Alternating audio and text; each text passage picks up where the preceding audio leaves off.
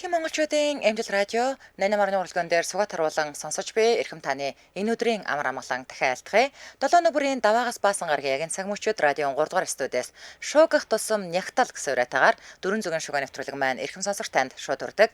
Яг одоо Улаанбаатар хотод 18 цаг 12 минут болсон. Өнөөдөр 2025 оны 5 дугаар сарын 5-ны даваа гаргийн дөрөн зүгийн шугаа нэвтрүүлэг эхэлж байна. Студид хөтлөгч Анжгаа гэрлээ за найруулагчаар мөнх цэцгийн төвшин байрнаар ажиллаж байна. За дахин орой минь түргээ. За орой минь дахин хүргье. Нэвтрүүлгийн хамтран ажиллагчаар энэ лайв хабрыг хосолсон төлбөрт үйлчлэгээрээ Skytel за мөн адал явдлаар дүүрэн амттны утныг нэг зураатаагаар байгалийн Орос найрлагтай Бомпари хамтран ажиллаж байгаа баярлалаа. За өнөөдөр чинь таны мэдээгээр эхэлдэг шуугуулахад бэлэн үү? За шуугуулаад өгье. Шуугуулахад бэлэн болсон. За энэ 7 хоногт бол нэлээд шуугантай 7 хоног болох болов уу гэж найдаж байна. За миний эхний өргөх гэж байгаа мэдээ. Америкт beautiful baker гэдэг нэг юм үг их модонд орж байгаа юм байна. За. Үцгэлэнтэй гуйлгачин гэсэн. За. Ийм үг. За.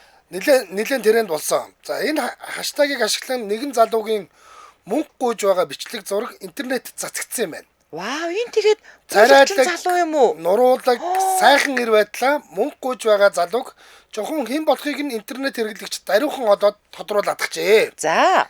Хурдтай шүү нэрээ. За, маш хурдан. За, анх интернетд орон гэргүй гуйлагчин царайлаг залуу гэж алдаршаад байсан энэ залуу маань орон гэртэйгээр барах уу бүр Калифорнид гадуура өндөр хашаатай тансаг дүүрэгт амьдардаг совлогч мэрэгчлээ ийм залуу юм байна. За.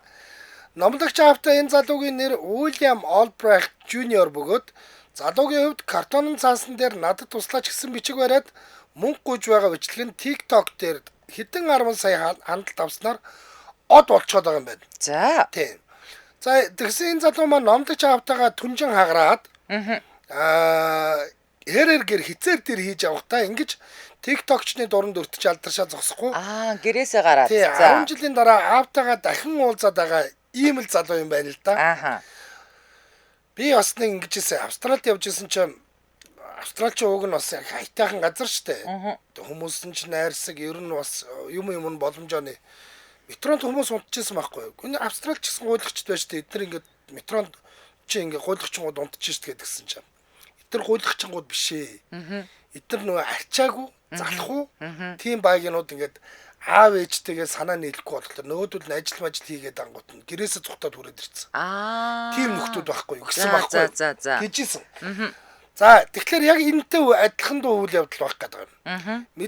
Дээр нь мэдээж нөгөө нэг хар тамхичд байгаа шүү дээ. Тэр нь бас тийм хар тамхич нөхдүүд гэр орныхонтойгоо нэг дээвэрд багтгаа байсан нөхдүүд тэгж явдаг юм билээ. Мэдээж өндөр царайлаг төрхөн дээрээ хурц шанаатай оддын төрхтэй залууг генетхэн олдсон алдар хүндээ ашиглаж загвар өмсгч ч юм уу жүжигчин болохыг хүмүүс шавдуулж байсан ч гэсэн залуу Daily Mail-ийн ярилцлага авах хүсэлтэд татгалзаа зогсохгүй бүр загвар өмсгч болохгүй жүжигчин ч болохгүй олонний анхаарлыг татах ямар ч бодол байхгүй гэдэг хуваалцсан байгаа юм. За. Тэгэхээр энэ бол тэ ингээд нөгөө нэг тийм ядг алдсан маг юм биш байхгүй юу? Тийм ээ. Бэдгэр те. Би тэгэхгүй шүү гэд. За совлогчоор ажиллаж байхдаа шатаад ажилласаа гарсан энэ залуу одоо хэсэг амарч байгаад яванда буцаад мэрэгчлэрээ ажиллаж хүмүүст туслах хүсэлтэй. Харин одны танил од болж хүмүүсийн анхаарлын төвд амьдрах ямар нэг лөвөрчин юм шиг гадаа төрхөө зарж борлуулж амьдрах бодлого гэдгээ ярьсан байна лээ. За яах нь вэ? Тэгж амьдарч байгаа хүмүүс ч лөвөрчин болно гэж юу аах вэ? Надад бол энэ Улаанбаатартай зураг нь бол үнэхээр кул харагдаж байна. Үнэхээр нэг Улаанбаатартай үнэхээр кул залуу байна. Манай хүүхнүүд шагад ороод ирсэн үү яасан?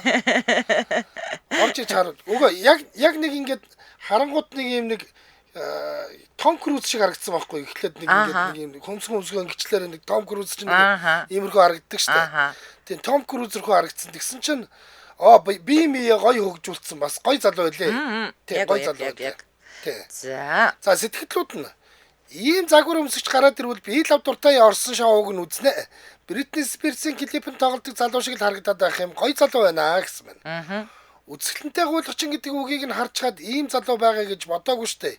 Юу дутсан гэж гуйлахгүйгаа жинхэнэ гуйлгаар амьдрэх хүмүүсийн боломжийг хулгайлаад байгаа юм болоо гинэ. Нэрээ штэ өөрхөн. Тэнд бас нэг л хүмүүс үзээд байгаа чинь те. Олонний танил од болох хүсэлгүй бол сайн л байна да. Хүмүүс 15 секундын алдар нэрийн төлөө өгөхөд ч бэлэн болсон энэ үед ийм хүмүүс ховор шүү гэсэн байна. За ямар ч байсан нэг энэ залуу бол ард түмний анхаарлын төвд ороод тохирчлоо. Тийм байна. За хойлоо өмнө нь штэ янз бүрийн шивэстэй тэгээд нүдээ хүртэл ингээд нөгөө шивэс илээд ингээд янз бүр болцсон хүмүүс зөндөө олон танилцуулж байсан штэ. За би энийг штэ одоо энэ бүсгүйгийн өмнөх төрхийн орж ирж манайхан хараасаа гэж айгүй хүсэж байна. Үнэхээр хөөрхөн охин байсан байгаа байхгүй юу? За бие өвч бүрэн янз бүрийн дүр төрхтэй болгож өөрчилсөн хүмүүсийн талаар өмнө нь бол дөрвөн зөвгөн шугааны нэвтрүүлгээрээ хүргэж байсан. Тэгвэл энэ удаа 14 настайдаа анхны шивээсээ хийлгэснээсээ хойш бие огцом өөрчилсөн бүсгүй. Энэ өөрчлөлтийгөө явцад нэгэн онцгой чадвартай болсон тухай мэдээлэл хүргэж байна. За одоо эн чинь яг одоо байгаа төрхний заяа. Хилээ ингээд хоёр салаалцсан духан дээр эрвэхэний шивэстэй нүдэн нас ингээд битүү ич бүрэн шивэстэй нүднийхэн дотор таал шүү. За ер нь бол цээжин хэсгээр бол тэр чигтээ эрвэхээ байгаа. За тэгээд маш олон персингтэй. За үс нь бол зүгээр солонгийн 7 өнгө болцсон байсан тий. Ямар нүгэл хийсэн гэхлээр жөтгөртэй энэ насандаа таардаг юм бол гэдэг шиг л байна. Зочих гэж л үдчихэ. За хил мэлний ямар амар юм бэ? За эглээ та нар одоо энэ шивээсээ дүр төрхийг харж агаад манай найруулагч гинтхэн цэрэрэнцэн гэж яг өмнөх дүр төрхийг гаргаж ирэхээр үнэхээр хөрхөн охин байсан байлаа. За Невада мужийн Лас Вегас хотын иргэн Орелиан гэдэг энэ бүсгүй одоо бол 26 настай анхны шивээсээ хийлгэснээс хойш 12 жил өнгөрч байгаа. За энэ хугацаанд өөрийгөө өөрчилж болох бүхий л боломж бололцоогоор өөрчилжээ. Гадна төрөх шивээс энтрэн ч яах вэ гэхэд хилээ голоор нь мис заслын аргаар тастуулсан энэ бүсгүй адил төрлийн ажилбар хийлгсэн хүмүүсээс ялгаатай нэрштэй те яадаг гэж натрав хардаа. Хоёр хуваагдсан хилээрээ тус-тусд нь өөр амт мэдрэх чадвартай гэдгээр алдарсан. Нэг хилээрээ давс амсж хахад нэг хилээрээ чихэрлэг зүйл амсч яадаг гэсэн үг. Тэр хоёр салаа хэлнийхаа. Тэгээд тэрний ашиг тус гэж юу байгаа юм? За өөрөө бол этгээд сонин содон энэ төрхөндөө дуртай байдаг. Эхлээд хүмүүс ойлгодгүй цэрвдэг байсан бол сүүлийн жилүүдэд айхтар магтаж сайшаагаад байхгүй ч гэсэн ямар тааж хараад цэрвэхээ болсныг нь бол сошиал медиагийн ач тус гэсэн бэ нэлээ. За нэг ёсондоо Аруухан аавын охин байж шүү дээ. Ийм хөөрхөн охин байсан харин ийм хөөрхөн эмэгтэй байсан. За энэ дутсан гэж гэдэг үг. Бас нэг энээс заяа эн чинь бол бүр дараах нь энээс гадна нэг юм шар үстэй зураг байгаа. Тэр нь бол бүр хөөрхөн заяа. Үнэхээр хөөрхөн охин байсан байгаа байхгүй юу? Тэ юу дутсан гэж вэ тийм үстэй. За нэг ёсондоо хүмүүс этгээд хачин дөрөвтэй хүмүүсийг сошиал медиагаар харсааран байгаа дасаад айхтар их шүүж шүүмжилж харахаа болсон байна гэж үзсэн байна лээ өөрөө. Гэхдээ л үзэн ядагчид ихтэй энэ бүсгүй сошиал медиа дээрээ 143 мянган дагагчтай. За царайлаг хөөрхөн байсан юм байж өөрийгөө үзэшгүй муухай болголоо гэж харамсаж халалах хүмүүс элбэг байд юм байна. Их хүмүүсийг одоо гоо сайхан одоо гоо зүүн тухай баригдмал ойлголттой хуучинсаг хүмүүс гэсэн байлээ. Өөрөө болохоор ийм хүмүүсийг. За хилээ хоёр салгуулсныхаа дараа бүсгүй цаашид илүү экстрим өөрчлөлтүүдийг бие дээрээ хийхээр төлөвлөж байгаа ч яг юу хийхээ тулсан мөчтөө шийдэж гинт хэлгэнэ гэж өөртөө амласан гэж хэлээ. За тэгэхээр дахиад ч өөрчлөлт хийн гэсэн. Харин үсээс олчих үү дээ. Харин хилээрээ хоёр өөр амтыг нэг дор мэдэрч чаддаг болсон нь хоол унд идэх, ундаа уухад тун сонирхолтой таашаалтай байгаа гиндэ. За сэтгэлдлүүд нь орчин цагт од болох ердөө 3хан зам байна.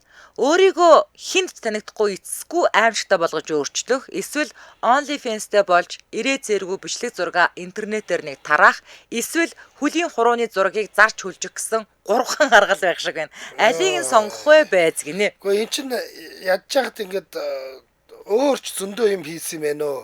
Гар марн дотроо юм суулгац суулгуулсан юм байна. Тэгээд дээрээс нь жин нэмсэн байгаа сте. Тийм байна.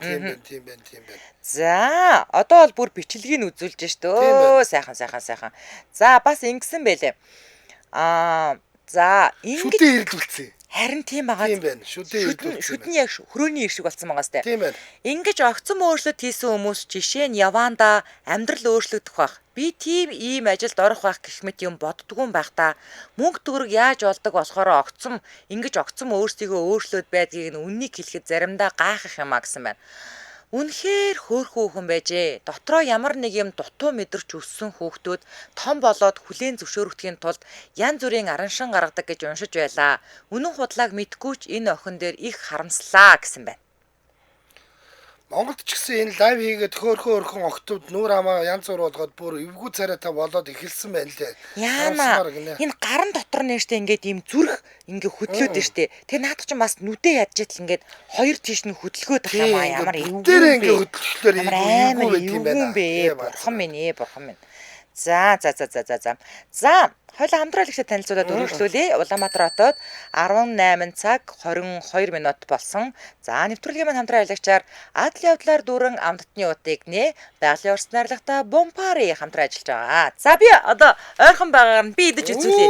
Наад ч гэсэн үнэхээр гоё шүү. За би одоо хар удтайг нь идэж гин үнэхээр гоё. За 6 төрөл байдаг. 6 төрөл байгаа. Бомпарын хамгийн анх хатуу чихэр буюу маримлаа хэлбэртэйгээр гарам бидний өвөө эмээ аав ээж нарын дунд танигдж байсан бол би бүр шүүсгож. Одоо хэлбэр бүтцээ өөрчлөн зөөлөн чихэр буюу эрдэнийн чихэр үйлдвэрлэн төрлөө нэмсэн.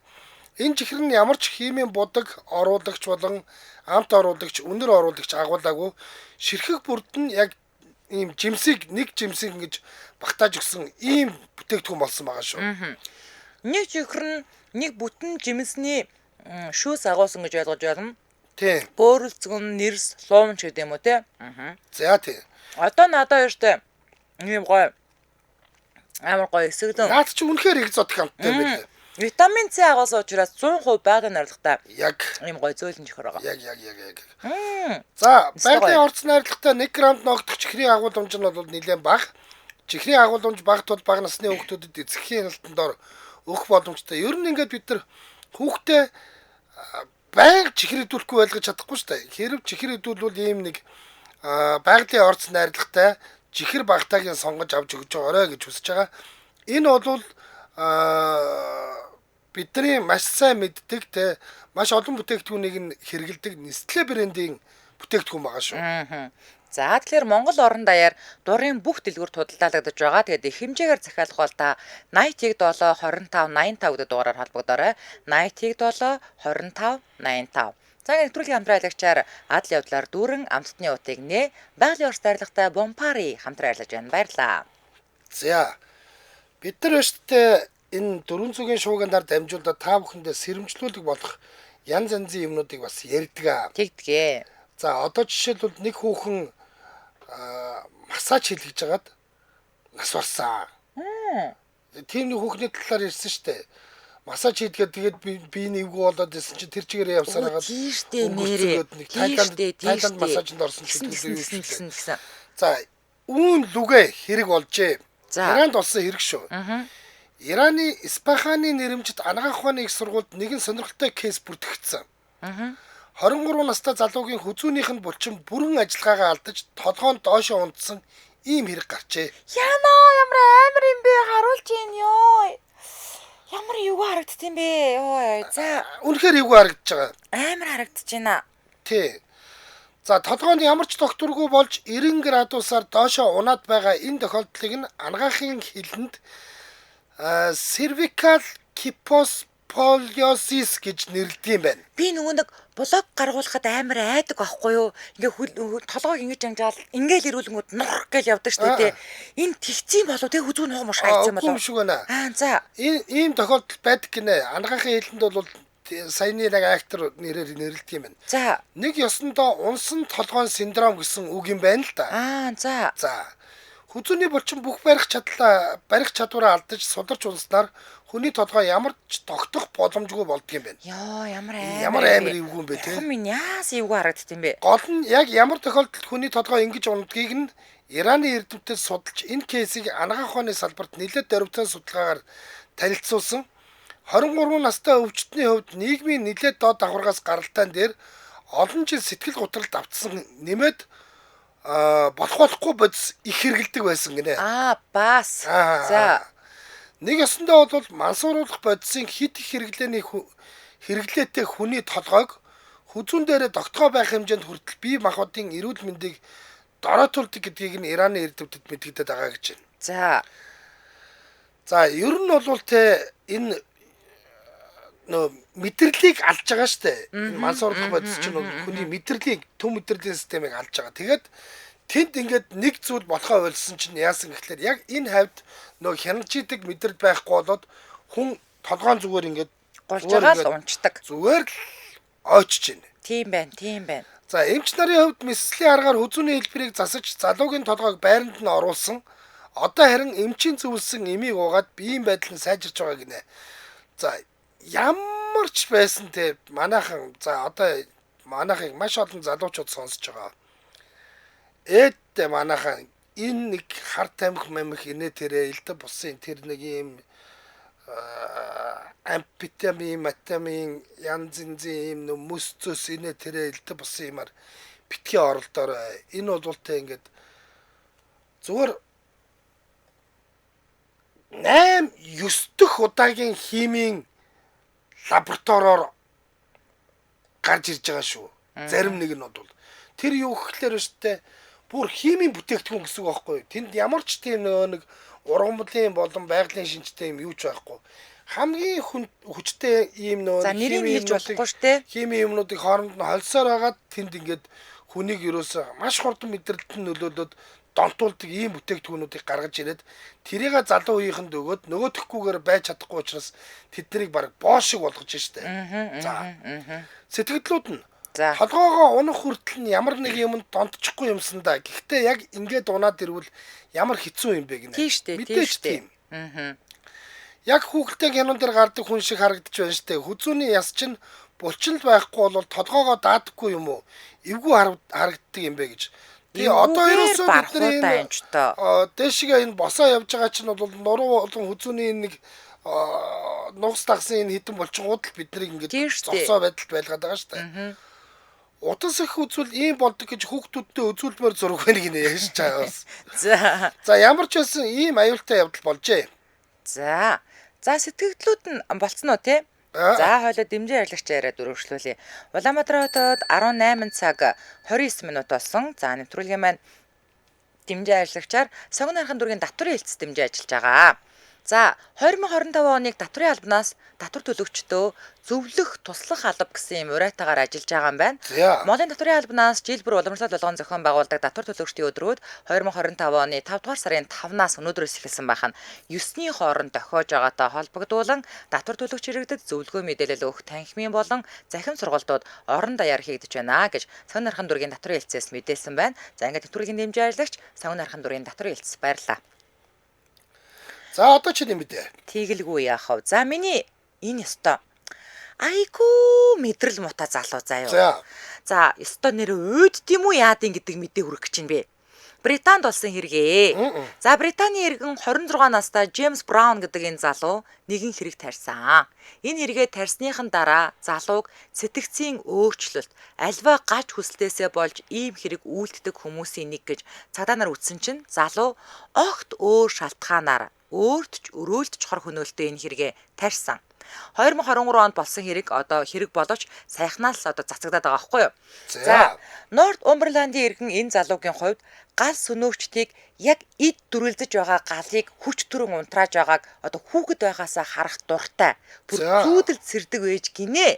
За хойлооч одоо тэр нөгөө халуун бороо гэд кино үзсэн чинь ивээ хүргээ тэр гал сөнөөгчд ямар амар нөхцөлд юу руу ордгийг хойлооч нь бол өстой тултал мэдэрсэн штэ тий. Халуун бороо бол нэрээ үнэхээр хүмүүст нэрээ ингээд гал одоо гал төмөртэй тэмцдэг энэ албаныхныг боддоор нь харуулсан кино байлаа шүү.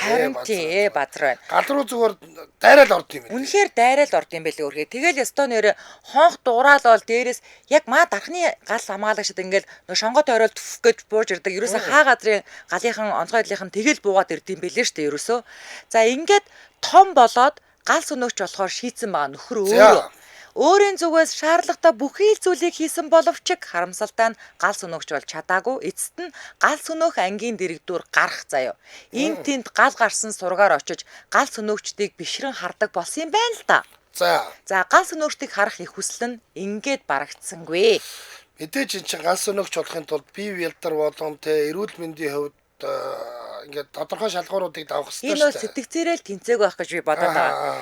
Ингээд 2023 оны 9-р сарын 9-ний өдөр Вашингтон хотын 11 дээр өргөн чөлөөнд байх нэгэн барилга шатаж байна гэсэн дуудлага бол гал командад ирсэн. За дуудлаган дээр бичигдснээр тогноосон цахилгаан алдаад ойр орчимд нь байсан бүс бараа шатсан гэсэн ийм эхний ээлжинд дуудлага өгсөн юм байна л да. За гал сүнөөгчд л дуудлага аваад ирсэн ингээд бүх галыг нь унтраагаад тог цахилгааныг нь салгаад холбогдох байгууллагаар засуулахыг санал болгоод явсан байна. Гэвч ерөөсө 90 минутын дараа буюу цаг 30 минутын дараа дахиад нэг дуудлага ирсэн. Тэгээ гал сүнөөгчд дахиж ирээл унтлахын өрөөнд нь гарсан галыг нь бол унтраасан байгаа. За нөгөө л байшин. Тийм. Нөгөө л байшин. Энэ үед бас л тог цахилгаанаа буруутгасан байгаа. Өмнөх удаагийн дуудлагаар нь тогийг нь бүрэн салгаад явсан учраас гал командын залууг санаатаагаар гал тавиад ийн гэж хардаж эхэлсэн байгаа. За гол нь гал сүнөөгчд ирээд гал унтрааж явах оронд Джеймс Браун гэдэг энэ залуу бүр юур бус их баярлаа. Бүр ингэж алгаад ашиж ингэж өсөрч мүстрээл заяо. Бүр ингэж цогчж мохчод байсан. За мэдээж энэ үйл явдлуудыг нь шалгаад үзтэл 12 сарын хооронд буюу 1 жилийн дотор наадах чинь 80 удаа галын дуудлага өгсөн гэдэг нь тодорхой болсон. Йой. Энэ тэнд очиод гал тавиад. Тэгээд одоо эцсийн бүлэгт өөрийнхөө гэрийг шатааж штэ энэ чам. Ингээд зориудаар гал тавьж, гал сүнөөх ангийн үйл ажиллагаанд нөлөөлсөн залууд өнгөрсөн сард орон нутгийн шүүхээс 8 сарын тэнсэн 150 цагийн албатан хөдөлмөр эрхлүүлэх шийтгэл шийтгсэн. Одоо харин энэ залуу маань сэтгэл зүйчээс одоо албатан эмчилгээ аваад гал сүнөөгч харж баярлах донгоо эмчлүүлж байгаа гинэ. Гал дүмөр унтрааж байгааг хараад ингээ баярлаад ингээ зогсоод идэг. Тэгээд ингээ сүулдэ уул нь бол наадах чинь ингээ галын дуудлага гарсан газар руу очиод гал унтрааж байгааг ингээ хараад зогсож идэг гэсэн бод сүулдэ бүр гал гарахгүй байнгут нь өөрөө санаатаагаар гал тавиад дуудлага өгөөд тэгэнгүүтээ хамгийн амар нь наад нөхөр чинь эцсийн бүлэгт гэрээ шатааж байгаа байхгүй. Эвгүй донтой баг явээ. Харин тийм. За сэтгэлдлүүд нь гал сүнөөч харж дороо үсрээд алад ашаад байхдаа яах вэ? Яавч ирүүл бишээ. Ийм өвчтөй болохоор л гал сүнөөхөө ангид аваагүй байж таарах гэсэн байна. Гал сүнөөгч болчихвол галаа унтраахгүй хүн амьтны аймнаас хөнөөгöd энэ аюул болох хүн байна. Амар юм бэ гэсэн байна. Гал сүнөөгч харахын төлөө өөрийнхөө гэрийг шатаана гэдэг чинь төсөөлөгдөхгүй байна. Ижил үстэй юм биш үү гинэ. Гэхдээ яг нь ер нь янз янзын юм байгаа бах. Нэгэн тал сэтгцэд нь юм байгаа бол одоо бид нар тэрийг юу гэж мэдхүү тийм үү. Манайд ч н одоо зүгээр өөрөөсөө гал гаргачдаг хүнтэй байлаа шүү дээ бид нар чинь. Бүр тэр байтугай тэр хүний чинь 3 өрөө байраар шагнадаг ч үлээ яадаг ч үлээ. Хүй тэгсэн юм уу? Тэгжсэн тохиолдолтой шүү дээ. Тэгээ сүүлд нь тэр чинь нөгөө нэг эрдэмтэд чинь бол энэ ямарч болцоогүй гэж хаад тэгээ хөөрхий амтан зүгээр л тэгэл би гал гаргахаа болцсон гэж болчихгүй хөөрхий цаашаа нэг ингээд нэр хүндээ бодож гал гаргаж явж байгаа баригдсан шүү дээ. Йоо, өстө бүтэхгүй. Тэр чинь гал гаргадаг өнөрмаа гэж бүр тийм хүнтэй байсан шүү бид нар чинь нэг хэсэг. За таны мэдээг сонсъё. За миний дараагийн мэдээ. Манайх нөгөө нэг энэ тэндээс юм олох тэр нэг юу лээ шээчих гэдэг шүү дээ. Одоо тэгээд шээхээс аргагүй болжээ. За. Чехт болсон эргээ. За. Чехийн хэсэг уулчид ууданд аялдаж яваад 300 мянган $1000 тэмцэх хэмжээний зоос Эрдэнэсийн зүйлс олсон хэрэг гарчээ. За. Мэдээж энэ тухайн Эрдэнэс үнэт зүйлсийн цаг хугацааны баримжааг Эрдэмтэд тооцоолж үзсэн. Эрдэмтдийн тооцоолсноор алтан зоос бусад үнэт хэдлэлийг нацистуудаас нууж ууланд болсон байх магадлал тун өндөр байна гэж үзсэн. За. За зүүн Богемийн музейн археологийн төвийн дарга Мирослав Новак Эрдэнэсийн зүйлсийг дэлгэж хараад гайхсандаа уулга алдсан. Хоохтой мангарын алтан зоос шүү дараа. Ийм гайхамшигтай эд үлгийн зүйлс ойрын үед олдоогүй байсан гэдгийг ч онцлсан байна лээ гинэ. Одоо эдгээр чинь $300,000-ийнхаа 10%-ийг авах уу? Үгүй шүү дээ. Эдгээр зүгээр л $300,000 авна шүү дээ. Оо тийм үү? Тийм зүгээр эдгээр чинь бүр олсон байхгүй юу? Харин тийм. Олсон учраас энэ хэний ч өмч биш байхгүй. Аа. Хин нэг хүний имийг би олоод буцаагаад өгвөл 10% аваа. За. Одоо ингэдэг. За баахан алтан бугуурчнуудын далайн эрэг байна шүү дээ. Эргээсээ 48 км үлээ 45 км үлээ тийм хэмжээтэй тухайн улсын газар нутаг байхгүй юу? За тэр 48 км-ээс цаашгаа болвол за зарим нэгэн одоо жишээлбэл Титаник ч гэдэг юм уу те Титаник хөлгөө онгоцны байгаа газар ч гэдэг юм уу өөр зарим нэгэн ийм нэг зайлшгүй хамгаалтанд авах бүс гэж байдаг. За тийм бүсээс л биш бол далаагаас олсон зүйл чиний өмч. Бүрүү. За. Эргээс 48 км бол тухайн улсын газар нутаг гэж явах нь шүү дээ. Тэгээд тэрнээс цааш бол нэг тийм тусгай одоо бүр далайн хуулиар ингээд хамгаалагдсан газруудад биш бол тэр газраас чи ингээд сүнсэн усан онгоц олоод тэрэн дотроос юу ч олоод ирсэн байсан гэсэн тэр нь чиний өмч.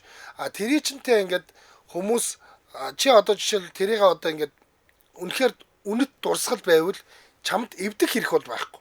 Харин дуудлага худалдаанд оруулаад хэрэгтэй тэр музей зүзээ элдв бусын судалгааны хүмүүст нь л зарах хэвээр. Түүнээс ингээд түүхийн маш чухал юм одоо юу гэдгийг уран баримтлалын ч гэдэг юм уран хийцтэй юм дархны бүтээл олонгуудаа би энийг хааглаад эмх бөгж хийгээд зүйлээ гэж бас болохгүй юм шиг байна л да. Энд заяа алтан зоосноос гадна алтан бугуурчнууд бас баахан гулдмаанууд байгаа даа байхгүй.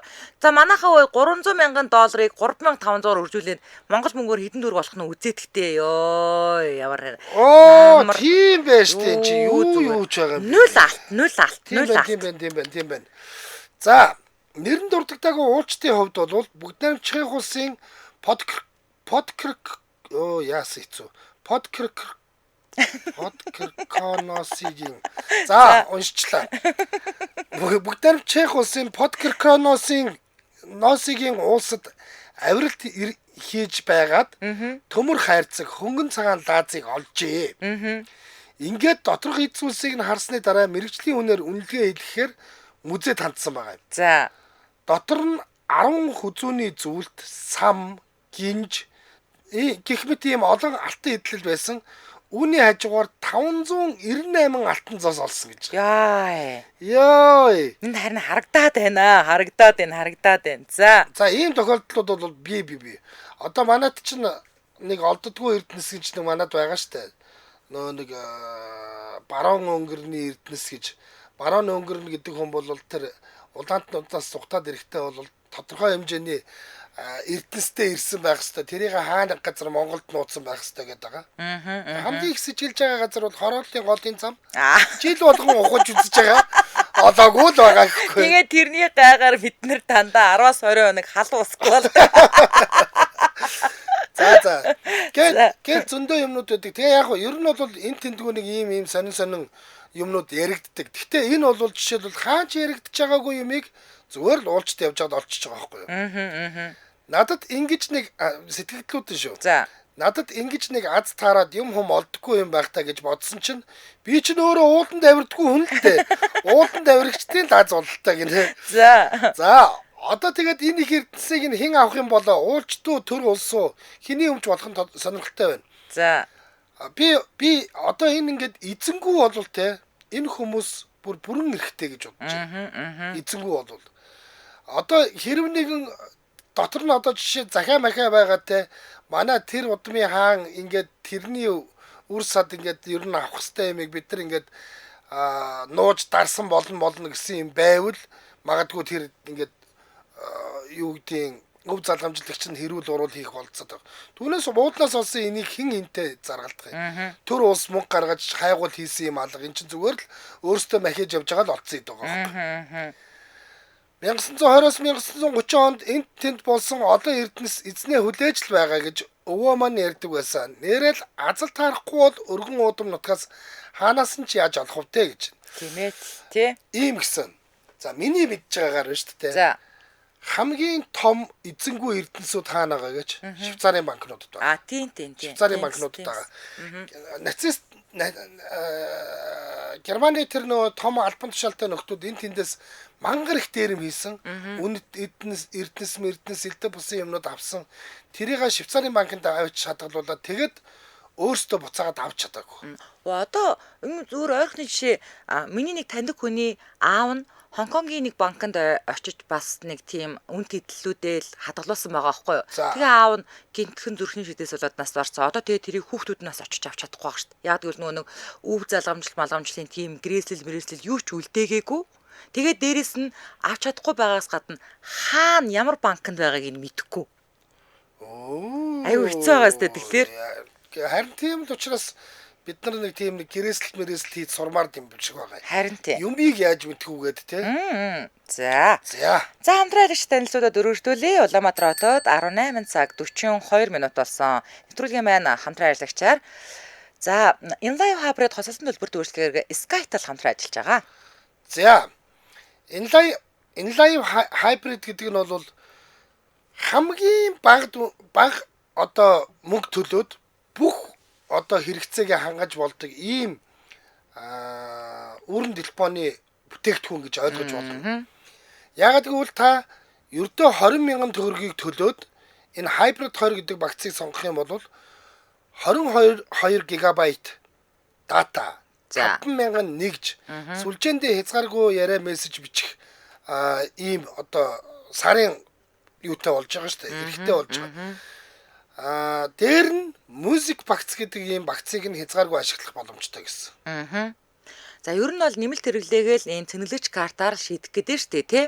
За одоо ингээ бүгдээрээ бодъё л доо 20,000 төгрөгөөр ер нь юу хийх боломжтой вэ гэд бодохоор за ямар ч нэг аяг хоол бол авчих бах тий. 5 кол авчих бах. За ер нь бол гайгүй хамтхан газар бол давгүй хоолчих уу. Тэг нь.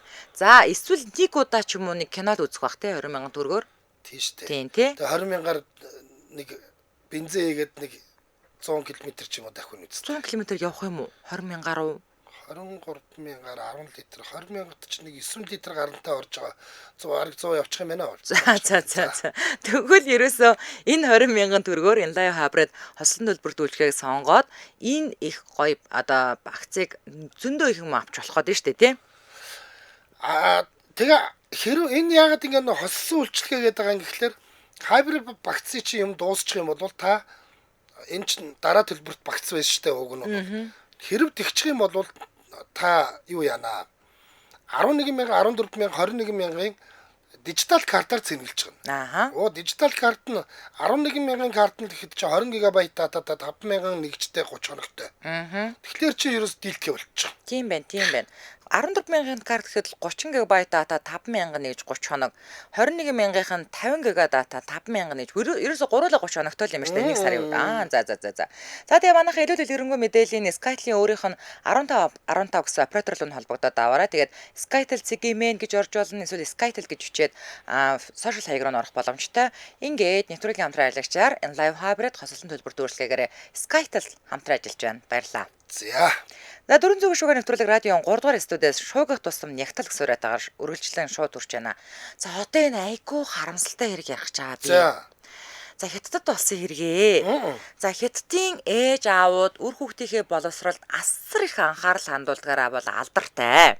Тэгсэн чинь Хятадын төв нутгийн нэгэн сургуулийн төвийн багш 20-од насны залуу энэ сургуулийн төвдөө сүүлийн 5 жилийн турш маш нэр хүндтэй сайн ажилласан гинэ. За тогтмол эрдэстэй багшийн хувьд бол сургасан сурагчид нь амжилт бүтээлээр залуугийн нэрийг ч гаргаад ирсэн. Яваанда эцэг эхчүүд ерөөсөө лиг гэх энэ багш дээр л хүүхдээ өг сонирхолтой болсон юм байна.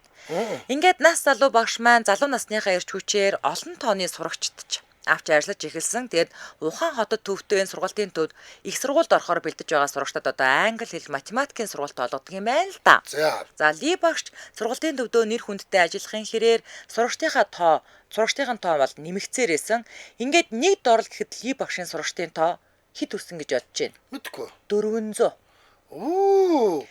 За энэ олон тооны сурагчдаа хуваарийн дагуу онлайн хичээл өгөхийн тулд асар шахуу хуваараар бараг л 0 орох хоол идэх зай завсраггүй хичээлээ заадаг байсан мэн хөөрхий. За ли багш амралтаа авахын тулд урт цагаар сунаж ажиллаж офис дээрээ шөнө орой болтол ажиллаж байсан ч 4-р сарын 22-ны өдөр сүд бүсгүүдээ ажил дээрээ очиж ажиллаа гэж хэлээд гарсан юм байна л да. Ингээд бүтэн шөнийн турш холбоо барьж чадаагүй найз бүсгүүн цагдаад бол дуудлага өгсөн. Гэтэл хэтэрхий чармааж ажиллаж байсан энэ багш маань офис дээрээ зүрх нь хаагдаж нас орсон байж таарсан. Яа, ачаалтаа даасангүй шүү дээ. Даасангүй харин.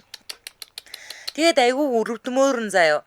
Санхүүгийн хувьд хүндрэлтэй гэр бүл төссөн залуугийн хувьд их ажиллахынхаа хэрээр мөнгө хурааж хурмаа хийхээр бэлдэж байсан төдийгүй хурмаа 5 дугаар сарын 2-нд хийхээр төлөвлөд байсан байгаа аахгүй юу? За залуу багшийн зуурдын нөхөл онлайнд хит их ажилладаг жишгийг эсэргүүцсэн хөдөлгөөнийг өргнүүлээд байна. За сэтгэгдлүүд нь залуу сайн дураараа ингэж ажилласан болов ажлаа алдахгүй гэсэндээ ингэж ажилласан болов харамсалтай юм а гэсэн мань. Хойлоо энэ дээр нөгөө өмнө нь та ярьжсэн шүү дээ. Ерөөсөн ингэдэг сонингийн нэг цэцгийн булан дээр нь ойдолчин аавна гэхэд те 3,000 хүн очиж ажлын байран дээр зогсоход тэр хүн чинь миний ардалд 2999 хүн байгаа гэд яаж ажиллах уу гэж ярьжсэн шүү дээ те. За хурмаа тэмдэглээд бөөн баяр болж байх байсан багш энэ хорвоо дээр байхгүй гэхээр ямар харамсалтай юм бэ? Үнэхээр харамсаж байна гэсэн байна. Компани шахсан байж таарнаа, нойр хоолгүй ингэж ажиллана гэж юу исэн бэ? Ямар ч хүн өөрөө сайн дураараа зүрхээ хавтцал ажилдгүй маа гэсэн байгаа байхгүй юу? 400 хүүхдэд байтугай 40 хүүхдэд л онлайн тахад ямар амар ачаалттай байгаа үедээ тийм үстэй. 400 хүүхд гэдэг чинь 10 анги штэ 40-оор нь хуваагаад 10 анги. Тийм. Тэгээд 2 цагаар бодоход чинь л 20 цаг болчиход байгаа үстэй. Тийм штэ. Үнэхээр амар харамсалтай. Үнэхээр энэ хүн бол үнэхээр ачааллаа л дагаагүй юм байна чаавас өөр. Харин тийм амар. Тэгээ 20 дахь насны залуу тий. Тэгээ чаавас хурмынхаа мөнгийг хуримтлуулах гал гүрийгээл ажиллалаа гэдэг. Тэгээд 5 сарын 2-нд ингээ хурмаа байна гэжсэн 4 сарын 26-нд өнгөрцөн байгаа байхгүй юу? Айгүй харамсалтай нэр. Үнэхээр харамсалтай. 7 хоногийн. Тийм штэ бараг л. За энэ үрээд 2025 оны 5 дугаар сарын 5-ны даваа гарагийн 4 зүгийн шугай нэвтрүүлэг радион 3 дугаар студиэс шуугах тусам нягтал гэсэн уриатаагаар шууд хүрээд өндөрлөж байна. Нэвтрүүлгийн хамтран ажиллагчаар онлайн хабрууд хосолсон төлбөрт үйлчлэгээр Skytel за мөн адал явдлаар дүүрэн амттны утыг Next уриатаагаар байгалийн ус найрлагатай Бомпари хамтран ажиллаа баярлаа. За баярлалаа анжгаа. За баярлалаа. Өргөлөөр эрхэм сонсогчдаа цаг бүрийн эхэнд явдаг радио мэдээг улаавд сонссны дараа 225 нэвтрүүлгийн шинэхэн дугаарыг хүлээн авч үзэж сонсоорой. Дэлхийн монголчуудын Angel Radio 88.3